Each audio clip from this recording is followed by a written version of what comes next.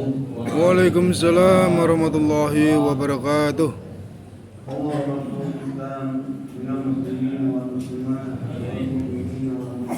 Amin.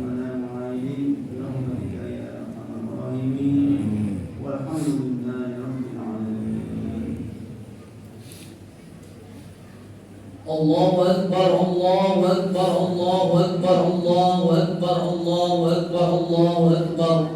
Allahu Akbar, Allahu Akbar, Allahu Akbar, Allahu Akbar, Allahu Akbar, Allahu Akbar. La ilaha illallah, wallahu akbar. Allahu Akbar walillahil hamd. Allahu Akbar kabira walhamdulillahi katsira wa subhanallahi bukratan wa asila.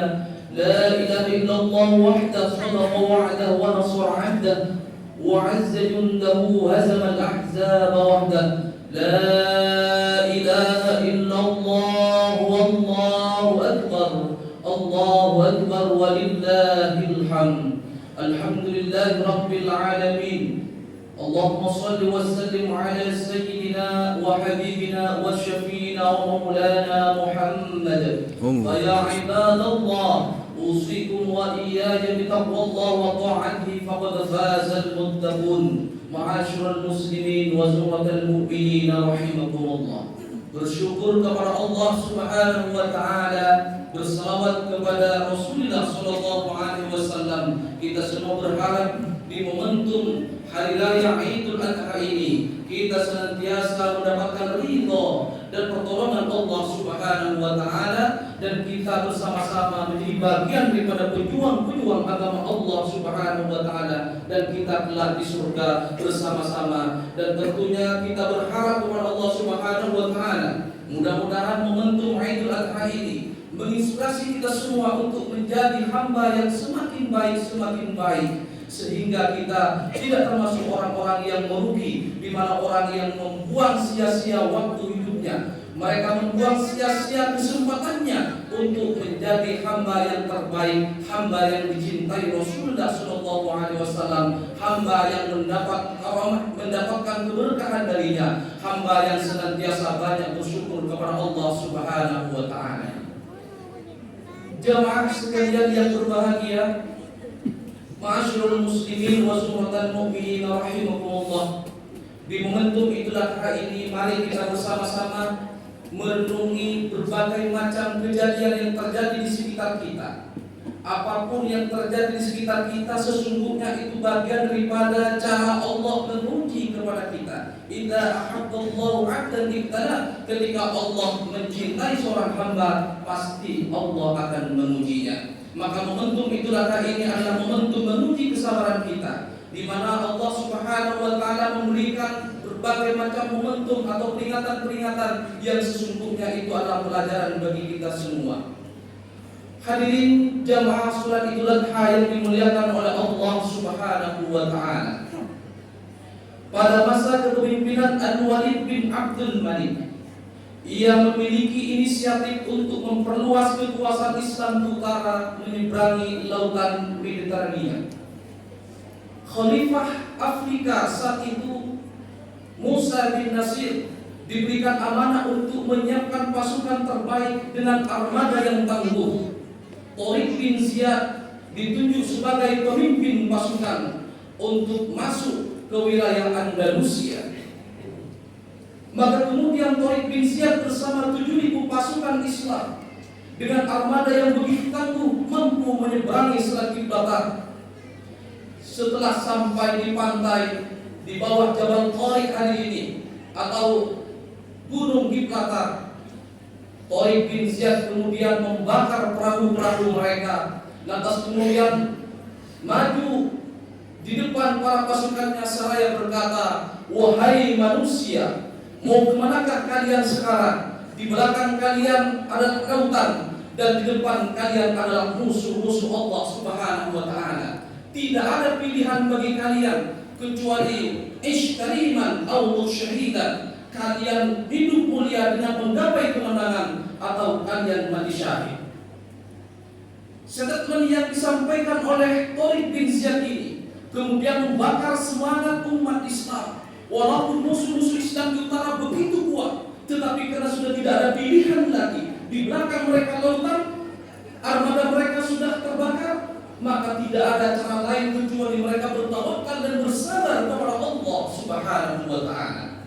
Maka singkat cerita, Allah Subhanahu wa taala memberikan kemenangan kepada umat Islam sebagaimana dijelaskan dalam Al-Qur'an, kam min fi'atin qalilatin waladat fi'atan katsiratan bi'idznillah. Betapa banyak pasukan yang jumlahnya sedikit mampu mengalahkan pasukan-pasukan yang besar dengan izin Allah Subhanahu wa taala.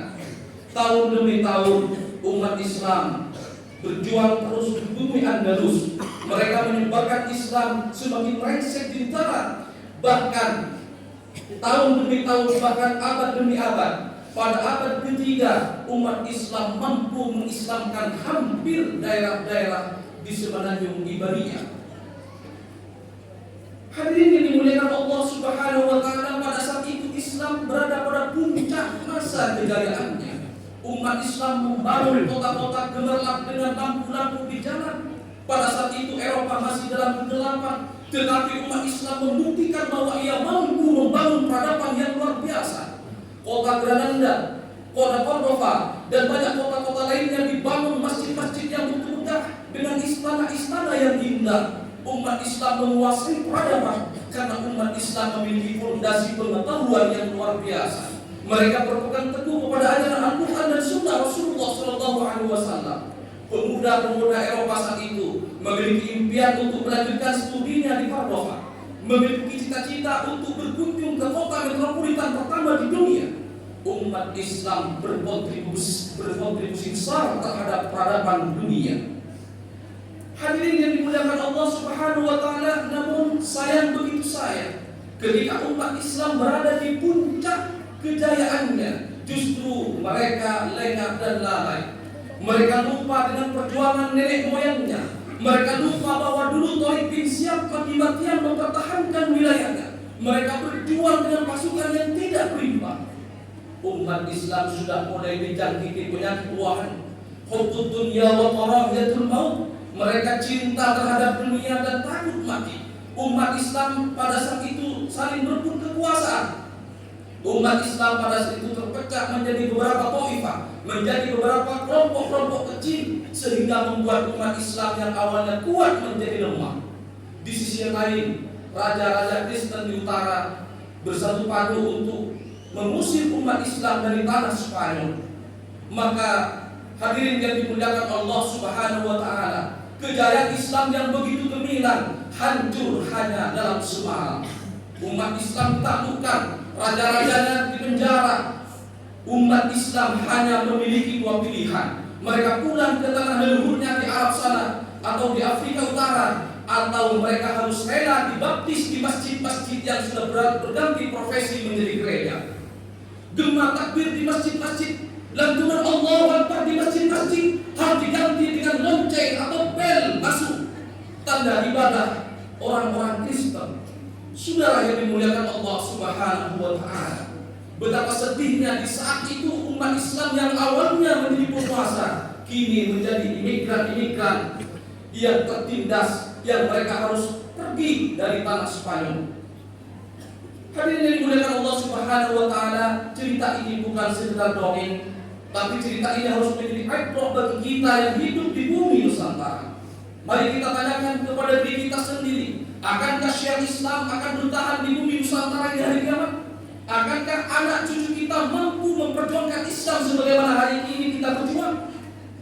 Akankah anak cucu kita mampu melanjutkan perjuangan nenek moyangnya? Akankah masjid-masjid yang hari ini ramai 100 tahun yang akan datang masih tetap ramai atau sebaliknya? Maka hadirin yang dimuliakan Allah Subhanahu wa taala, kita belajar dari sejarah Andalusia betapa kejayaan Islam yang dibangun dengan darah penghabisan hancur lebur oleh kelalaian kita sendiri. Masyarul muslimin yang wazamat mukminin rahimakumullah. Maka momentum Idul Adha ini, mari kita belajar kepada nabi-nabi terdahulu. Bagaimana nabi-nabi terdahulu dalam setiap perjuangannya selalu melibatkan generasi mudanya, selalu melibatkan anak-anaknya.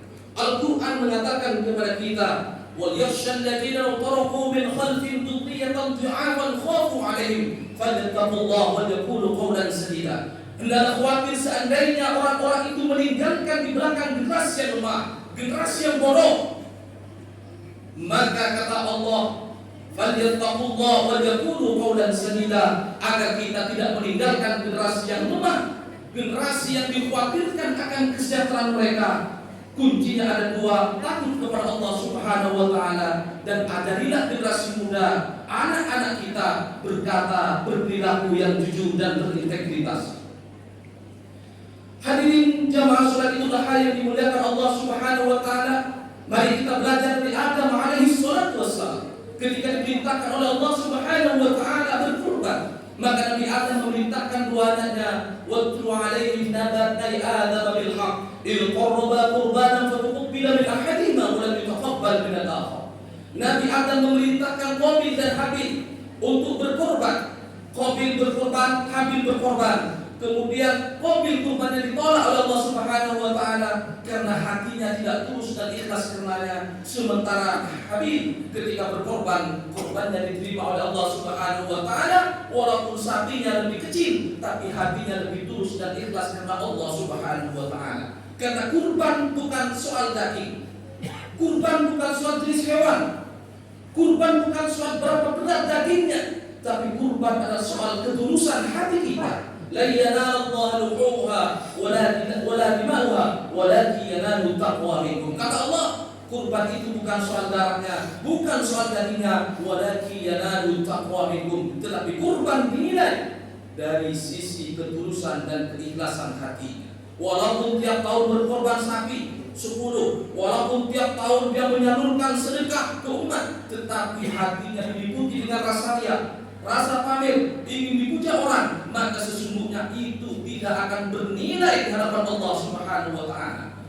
Sebaliknya, walaupun kurban kita patungan, beli sapi satu buat orang bertujuh, tetapi kita tulus betul-betul cinta kepada Allah, betul-betul ingin mengikuti langkah-langkah Nabi Ibrahim alaihissalatu wassalam, maka sesungguhnya kita mendapatkan apa yang namanya kurban diterima sebagaimana diterimanya kurbannya Habil putra Adam alaihissalatu wassalam. Ma'asyiral muslimin, jamaah salat itulah yang dimuliakan Allah Subhanahu wa taala. Begitu pula Nabi Ibrahim alaihissalatu wassalam ketika pertama kali membangun peradaban Mekah, ia selalu melibatkan anak kecilnya. Kenapa? Anak kecil adalah masa depan bangsanya. Anak kecil adalah masa depan kita.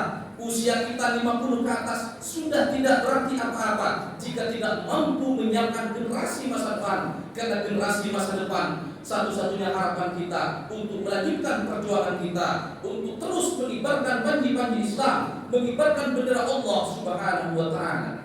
Pada saat Nabi Allah Ibrahim membangun Ka'bah, ia melibatkan Ismail alaihissalatu wassalam. Kemudian di sana ada tempat di mana Nabiullah Ismail agar bisa menjangkau atap Ka'bah, ia kemudian dia mengambil batu yang hari ini dikenal dengan Hijr Ismail. Pada saat Nabiullah Ismail kecil, dari kakinya muncul air yang bernama Zam-Zam, yang kemudian hari ini dilaksanakan oleh jamaah haji di seluruh dunia. Mereka melaksanakan setiap syariat-syariat yang diajarkan dan diawali sejak Nabiullah Ibrahim dan Ismail alaihissalatu wassalam. Begitu pula persoalan korban. Nabiullah Ibrahim sampai 3 kali bermimpi dan berperintah dari Allah Subhanahu wa taala untuk menyembelih putranya. Karena Nabiullah Ibrahim sadar anak saya terlalu kecil, maka ia menyembunyikan mimpinya. Tetapi ketika Nabiullah Ismail menginjak dewasa, falamma balagha ma'ahu sa'ya, ketika Nabiullah Ibrahim menginjak dewasa, qala ya bunayya inni ara fil manam, wahai anakku, aku bermimpi dan berperintah dari Allah Subhanahu wa taala, inni adbahuka fanzur madza tara, aku diperintah oleh Allah agar aku menyembelihmu, bagaimana menurut pendapatmu? Qala ya abdi al ma tu'mar, wahai ayahku, kerjakan apa yang Allah perintahkan. Nabiullah Ismail tanpa mikir, sekali perintah ia siap melaksanakannya. Satajiduni insyaallah minas sabirin, insyaallah engkau ayahku akan melihat anakmu yang kecil ini termasuk orang-orang yang sabar. Maka hadirin yang dimuliakan Allah Subhanahu wa taala, apa yang Allah perintahkan kepada Nabi Adam dan Allah perintahkan kepada Nabi Allah Ibrahim alaihissalatu wassalam, kemudian dilanjutkan oleh Rasulullah, bagaimana Rasulullah berkorban, dilanjutkan oleh para sahabat, para ulama, dan sampai hari ini. Mari kita libatkan anak muda, karena mereka lah harapan kita. Setiap pelaksanaan Idul Fitri, Idul Adha, dan peringatan-peringatan umat Islam lainnya, mari selalu kita libatkan anak muda, karena mereka harapan kita. Kita berharap kepada Allah Subhanahu wa taala, mudah-mudahan generasi bangsa Indonesia mampu melanjutkan perjuangan nenek moyangnya, mampu melaksanakan tugas-tugas yang menjadi kewajibannya, mampu melanjutkan tradisi keilmuan ulama-ulama kita, sehingga Islam terus bersinar di bumi Nusantara ini. Allah Subhanahu wa taala berfirman, "Wal 'ashri innal insana lafi khusrin." Demi masa sesungguhnya manusia hidup dalam keadaan rugi. Yang kaya rugi, yang miskin rugi, yang punya banyak harta maupun mereka yang tidak punya apa-apa, semua dalam keadaan rugi. Yang punya titel tinggi maupun yang tidak bertitel, yang punya jabatan tinggi maupun jadi bawahan, semua dalam keadaan rugi, kata Allah. Illal ladzina amanu, kecuali orang-orang yang beriman, wa 'amilus shalihat, punya kontribusi amal-amal soleh terhadap masyarakatnya, terhadap umatnya, wa tawassaw bil haqqi, dan saling menasihati dalam kebajikan, wa tawassaw bis sabr, dan saling menasihati dalam hal kesabaran. Barakallahu lakum fil Qur'anil azim wa nafa'ani wa iyyakum bima fihi minal ayati wa dzikril hakim wa taqabbal minni wa minkum tilawatahu innahu huwal ghafurur rahim.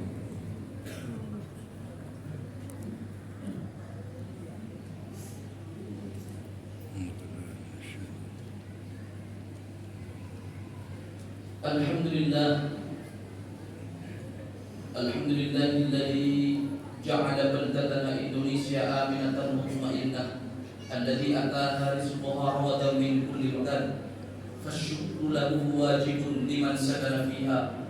Allahumma shalli wa sallim ala sayyidina wa habibina wa syafi'ina wa maulana Muhammad. Fa ya ibadallah, usikum wa iyaya bitaqwallah, faqad faza al-muttaqun. Qala ta'ala, lan tanalul birra hatta tunfiqu mimma tuhibbun wa ma tunfiqu min syai'in fa innallaha bihi alim. Kalian semua tidak akan mendapatkan kebaikan sehingga kalian menafkahkan sebagian hartanya yang kau cintai karena Allah Subhanahu wa taala, dan Allah tahu mana harta yang sudah kasih buangan, yang sudah tidak disukai oleh kita, mana harta yang kita senangi. Semakin kita menyenangi harta kita, kemudian kita sedekahkan untuk orang lain, semakin sulit kita untuk mencari uang untuk disedekahkan untuk masjid, maka kebaikan akan semakin banyak datang oleh Allah Subhanahu wa taala. Inna Allah wa malaikatahu yusholluna 'alan nabi ya ayyuhalladzina amanu shallu 'alaihi wa sallimu taslima. Allahumma ighfir lil muslimina wal muslimat, Amin. mu'minina wal mu'minat, Amin. al-ahya'i minhum amwat, Amin. innaka sami'un qaribun mujibud da'awat, wa Amin. ya qadiyal hajat, wa ya ghafirad dhunub, bi rahmatika ya arhamar rahimin. Allahumma adfa' 'anna al-bala' wal waba' wal fahsya wal zina wal zalazil wal mahn wa su'al fitan ma dhahara minha wa batan min baladina hadha khassa wa 'an sa'ir biladil muslimin 'amatan ya rabbal alamin. Rabbana atina min ladunka rahmatan wa hayyi' lana min amrina rashada. Allahumma ansur ikhwanana al-muslimin fi Filastin. Amin. Allahumma ansur ikhwanana al-muslimin fi syarqil awsat. Amin. Allahumma ansur ikhwanana al-muslimin fi kulli makan ya Allah. Amin. Allahumma innaka ta'lamu ma nukhfi wa ma nu'lin wa ma yakhfa 'ala Allah min shay'in fil ardi wa la fis sama'. Rabbana wa taqabbal du'a. Rabbana atina fid dunya hasanah wa fil akhirati hasanah